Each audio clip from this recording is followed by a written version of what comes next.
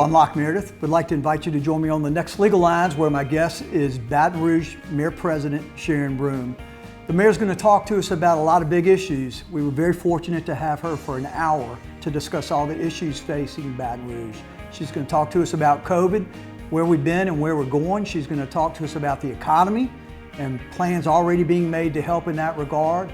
She's going to talk to us about also the community's involvement and how we can continue to help each other by wearing masks, taking corrective steps. And she's going to talk to us about the recovery that we all hope and know is coming. So join us on the next Legal Lines with Mayor President Sharon Broome. I'm Lawyer Locke Meredith. If you're battling an insurance company because of a wreck not your fault and they're not calling you back or being fair, whether you hire us at all, give us a call, 272-5555, or email Locke Meredith, Sean Fagan and Associates. You have nothing to lose. Hi, I'm Sean Fagan of Locke Meredith, Sean Fagan and Associates. When insurance companies have been unfair, we've never been afraid to go to trial. Fighting hard to protect your rights, we never settle a case out of convenience. We only settle when it's right for you. Whether you hire us at all, give us a call.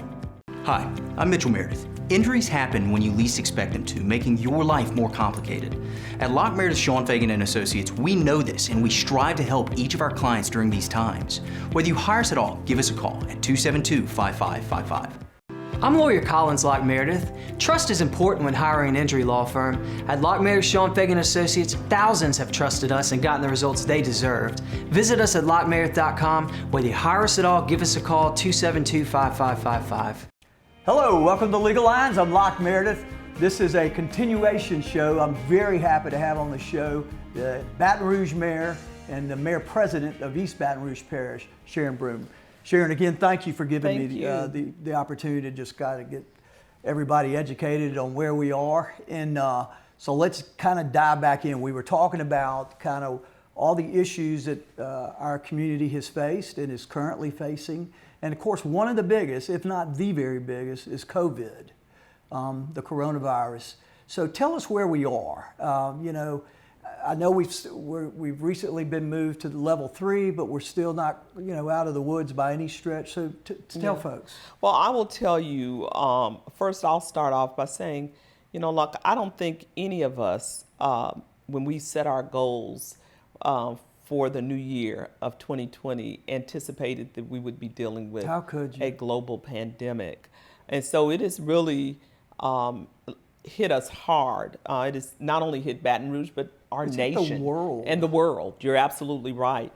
And so when we first started discussing COVID-19, I will tell you, I met with a group of our medical professionals, basically the hospitals, all in this area, in this region. And they were on the front lines. Oh, they were, and thankfully they were. And we started conversations about how we're going to address this. And I got my information from them being medically driven and data driven. And so I made my first call, and I can remember it very vividly because it was a decision I had to make. And that was whether we were going to have St. Patrick's Day Parade or not have it, whether there was going to be this major concert at Southern University or not.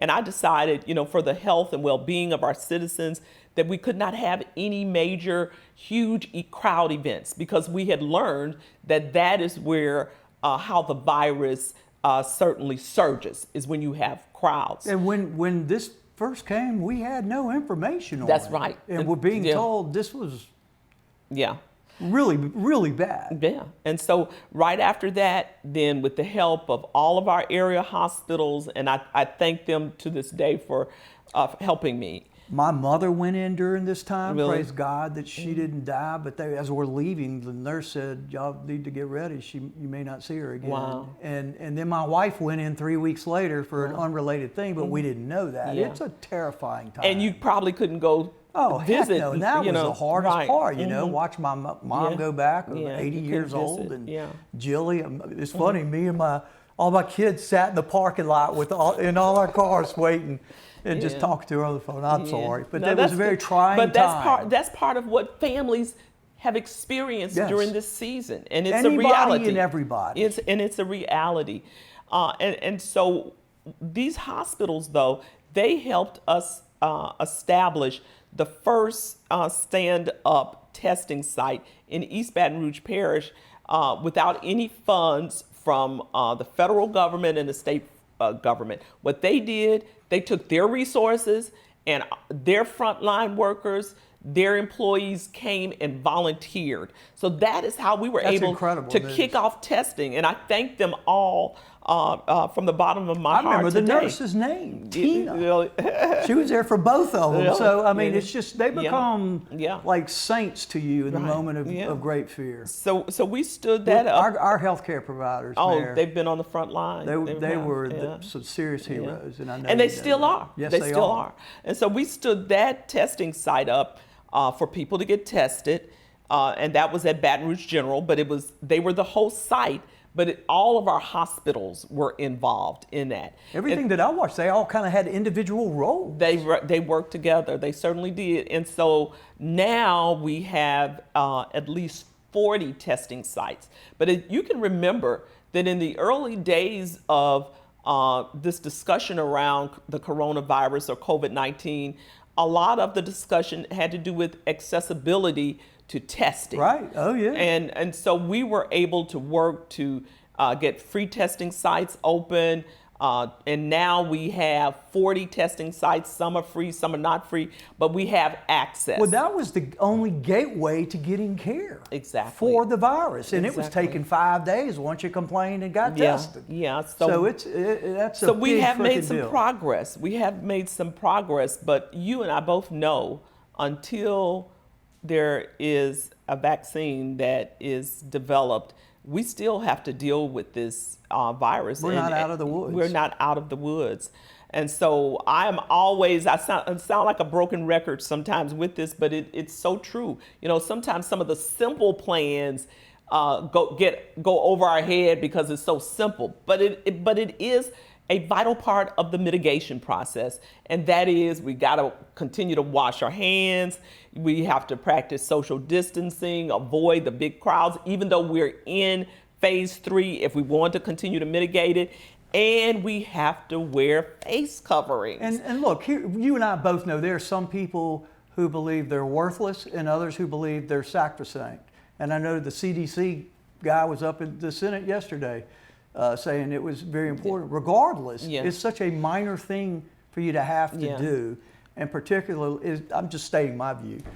It's even if you don't believe in it or you're not sure because it hasn't been consistent, it's still not hard for you to wear a mask to protect another person's life. And different parts of our society are very susceptible. It's so true. The elderly and black folks, as I understand it, might be particularly. Well, we know that a lot of it at the end of the day has to do with health disparities for many communities. And we do know in the African American community, those health disparities now have a light has been illuminated on the fact that these health disparities do exist. And that is why we've seen a lot of individuals in the African American community who've had underlying health issues, who've not had the access to health care, succumb to the COVID-19 virus. So it is helping us all realize what we need to do in our community to elevate long-term effects. Long-term, to elevate access to health care. We also know that the elderly are part of that vulnerable population. But now, Locke, we're seeing young people. I know. We're seeing middle-aged people. We're seeing people in let me just put it like this. COVID is impacting people intergenerationally. Agreed, 100%. It's just the bottom line. Yeah. All right, so where are we? I know we recently moved from stage 2 to stage 3 on kind of the restrictions. And what I would like to do is in our next segment, you kind of describe where we are in stage 3 segments because they're different from 2. They're less stringent, but they're not where we want to be. Okay. And so we'll continue that on the next segment. This is Locke Meredith with Legal Lines. My special guest, Baton Rouge Mayor Sharon Broome, will be right back talking about COVID. I'm Lawyer Locke Meredith. Trust is important when hiring an injury law firm. At Locke Meredith, Shawn Fagan Associates, thousands have trusted us and gotten the results they deserved. Visit us at LockeMeredith.com. Whether you hire us at all, give us a call, 272-5555. Hi, I'm Shawn Fagan of Locke Meredith, Shawn Fagan & Associates. Open the phone book or look online. There are plenty of lawyers to choose from. And if you ask any of them, they'll agree that the vast majority of claims settle without ever having gone to trial. And I'll tell you, any lawyer can settle a claim. It's not hard to settle a claim, but it takes hard work to get a client what he or she deserves. At Locke Meredith, Sean Fagan Associates, we have a proven record of working hard for our clients. Whether you hire us at all, give us a call. Hi, I'm Mitchell Meredith. Injuries happen when you least expect them to, making your life more complicated. At Locke Meredith, Sean Fagan Associates, we know this and we strive to help each of our clients during these times. Whether you hire us at all, give us a call at 272-5555. Welcome back to Legal Lines. I'm Locke Meredith with Baton Rouge Mayor Sharon Broome. Sharon, let's dive back in. We're talking about COVID. We've talked about how horribly impacting it was on not only us in Baton Rouge, but the whole world. Initially, it was a lockdown. Everybody was hunkered down wherever they were. And then the governor has opened it up at stages. Tell me where we are. Well, you know, we are now in phase 3, which is one phase short of a total reopening. My comms guy and I were talking one day, and we got into a conversation about phase 4, and then we like, there's no phase 4. When we get after phase 3, it's a total reopening. Freedom. Yeah. So, and we adhere. Certainly, there's collaboration within the state and the city, but certainly, as a city parish, we have the ability to massage, adjust any of the phase 3 declarations that have come from Governor Edwards. And basically, phase 3 is just increasing capacity by perhaps in many instances 25%. I think that's how it's been rolling out. I think that's correct. 75%. Yeah. So now we're up to a larger percent about of reopening and still social distancing. Still social distancing, still masks, but also what has happened is that there are certainly stricter guidelines surrounding enforcement, because not only is the state fire marshal involved in enforcement, but they have secured assistance from, for example, our local fire department in the assistance of making sure that people are in compliance. And at the end of the day, certainly while we're in phase 3, we always have to look at the research. We always have to look at the data to drive us into what needs to be the next step. How often do you get updates? Is it on as y'all get new info, or is it constantly? Yeah, I get constant updates. You know, I get weekly updates, if not even several updates during the course of the week. I will tell you, when I came out with our mask mandate prior to the governor doing a statewide mandate, I was prompted certainly by the concerns of citizens who expressed that, you know, they were going places and they didn't feel comfortable interacting, because even in some of the businesses, people didn't have on masks who were serving it. Unknown. Yeah, and so I also, though, received information from, you know, the president's task force saying that there was a significant concern around a surge in Baton Rouge. Really? They didn't just say in Louisiana. They specifically said Baton Rouge. So, you know, I had to take some action, and some of their recommendations included encouraging or doing a mask mandate. So I looked at all the different recommendations, and I just went ahead and took a step of leadership that some agreed with and some didn't agree with, to what I believed would help us in our mitigation process. And I'm very glad that I did. The goal is to save lives. The goal is to save lives. And look, I don't want anybody, you know, I know where we are sometimes.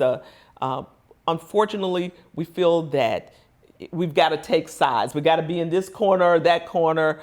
But listen, we should not politicize a global pandemic. Agreed. We should just do our best at everyone to navigate it, to get through to the other side, to minimize the risk that is involved. I wish the national leaders would listen. So that's what we need to be doing, and that's what we're doing here in Baton Rouge. And so I am very optimistic. Well, I was about to say, because there have been some very positive developments over these last 6-9 months. I'm optimistic that the more our medical professionals learn about the about testing has COVID-19, increased like testing has crazy, increased. right? I mean, there was a time where people had a challenge getting their hands on tests. Now we have over 40 testing sites just right here in our parish. And they're free? And some of them are free. Many of them are free. And to access those locations, just go to the website? Correct. Okay. We always have enormous information on our city parish website, especially about COVID-19. And I've personally had it, and I suspect you have, meaning, get checked for it, and no big deal. Yes, so, we encourage people to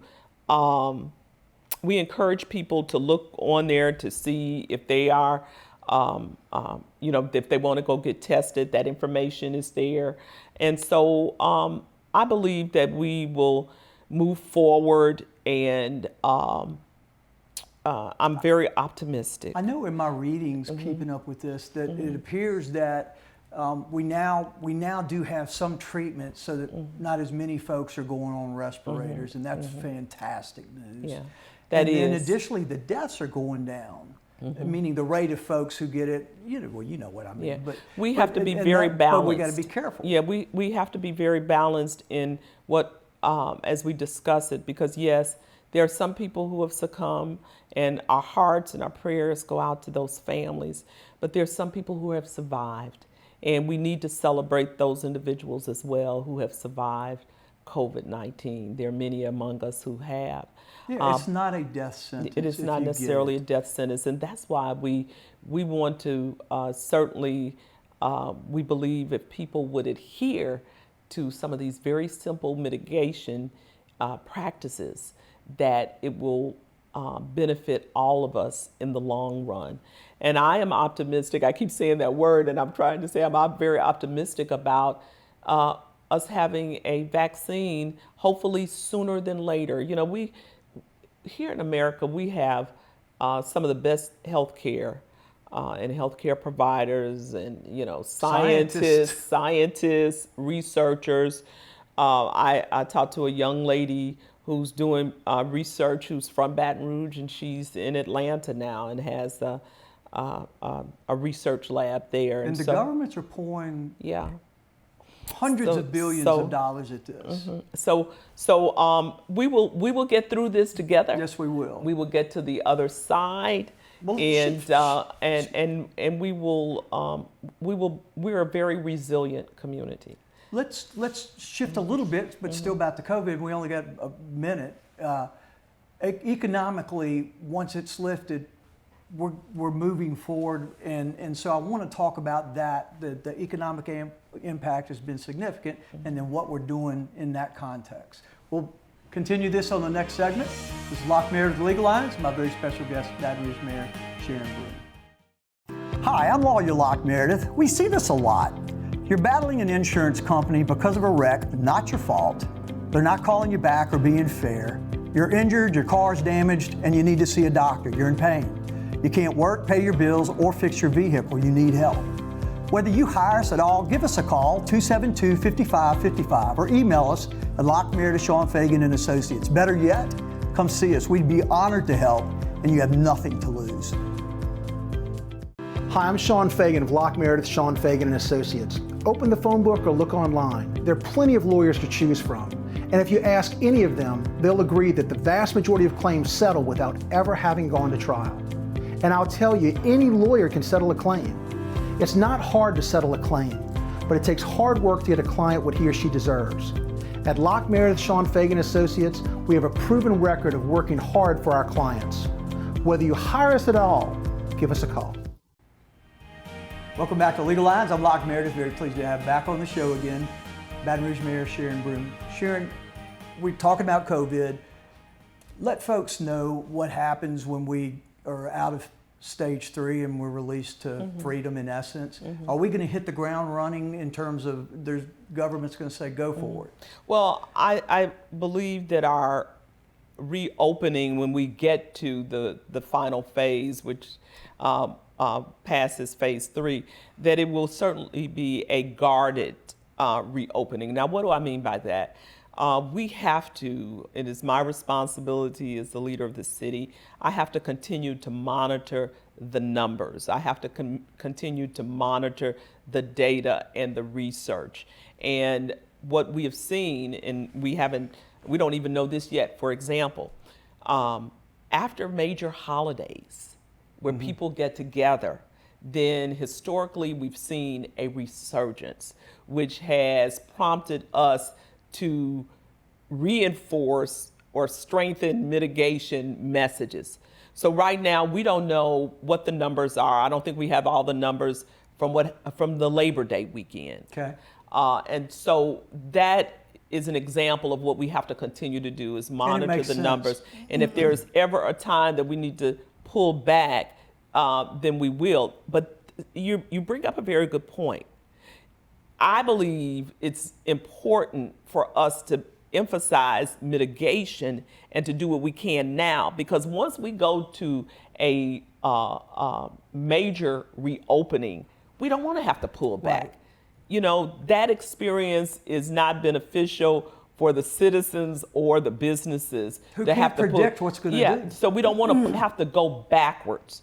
We want to be able to move forward, but that is going to take, of course, like I said, some major mitigation efforts, and even, as I said, hopefully sooner than later we will have an effective vaccine. Amen. So we got to monitor it. We just can't say, yes, it's going to be like this as soon as we get there. Everything has to be monitored. We have to do what we can do. But y'all are highly end. motivated to let the world open up. I know you are. Yeah. Oh, yeah. I mean, we lives. understand that people, the economy, jobs.